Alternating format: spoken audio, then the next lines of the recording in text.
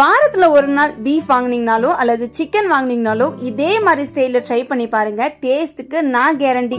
நான் இன்னைக்கு ஐயன் கடாயில தான் செய்ய போறேன். கொஞ்சமா தேங்காய் எண்ணெய் ஊற்றிக்கிறேன், சீரகம் 1/2 டீஸ்பூன் போட்டுக்கிறேன். இப்போ ஒரு பெரிய சைஸ்ல உள்ள அணியனை இந்த மாதிரி கட் பண்ணிட்டு உப்பு போட்டு நல்லா வதக்கிக்கிறேன். கொஞ்சமா கறி லீஃப்மே வாசனைக்கு சேர்த்துட்டு நல்லா வதக்கிக்கலாம். இந்த அணியன் இந்த மாதிரி கோல்டு கலர் ஆனதுக்கு அப்புறம் 2 டீஸ்பூன் அளவுக்கு இஞ்சி பூண்டு பேஸ்ட் போட்டிருக்கேன். இப்போ நான் ஆல்ரெடி இந்த பீஃபை தண்ணி ஊற்றி மஞ்சத்தூள் உப்பு கொஞ்சமா எண்ணெய் ஊற்றி வேக வச்சிருந்தேன் ஒரு 4 விசிலுக்கு. அதோட ஜூஸை மட்டும் ஆட் பண்ணிட்டு 2 சின்ன சைஸ்ல உள்ள தக்காளியை 4 கட் பண்ணி போட்டிருக்கேன். இப்போ அது கூட மசாலாக்கு மஞ்சத்தூள், மிளகாத்தூள், 2 டீஸ்பூன் அளவுக்கு கொத்தமல்லி தூள், கரம் மசாலா இதை மட்டும் ஆட் பண்ணி நல்லா வதக்கிக்கலாம். இந்த தக்காளி ரொம்பலாம் வதங்க தேவையில்லை, சும்மா லைட்டா இந்த மாதிரி வதக்கி விட்டா போதும். இப்போ நம்ம எடுத்து வச்சிருக்க இந்த கறியுமே இதில் ஆட் பண்ணிட்டு ஜஸ்ட் ஒரு 10 செகண்ட் மட்டும் லைட்டா கிளறி விட்டுட்டு இப்போ அடுப்பை ஆஃப் பண்ணிட்டு இது கூட 1/2 டீஸ்பூன் அளவுக்கு மிளகுத்தூள் ஆட் பண்ணிக்கோங்க. கடைசியா வாசனைக்காக கொத்தமல்லி இலையை தூவி விட்டு மூடி போட்டு அதுக்கப்புறம் சாப்பிட்டு பாருங்க. ரொம்பவே டேஸ்டியான பீஃப் ஃப்ரை ரெடி ஆயிடுச்சு. மறக்காம லைக் பண்ணிட்டு சப்ஸ்கிரைப் பண்ணிட்டு போங்க.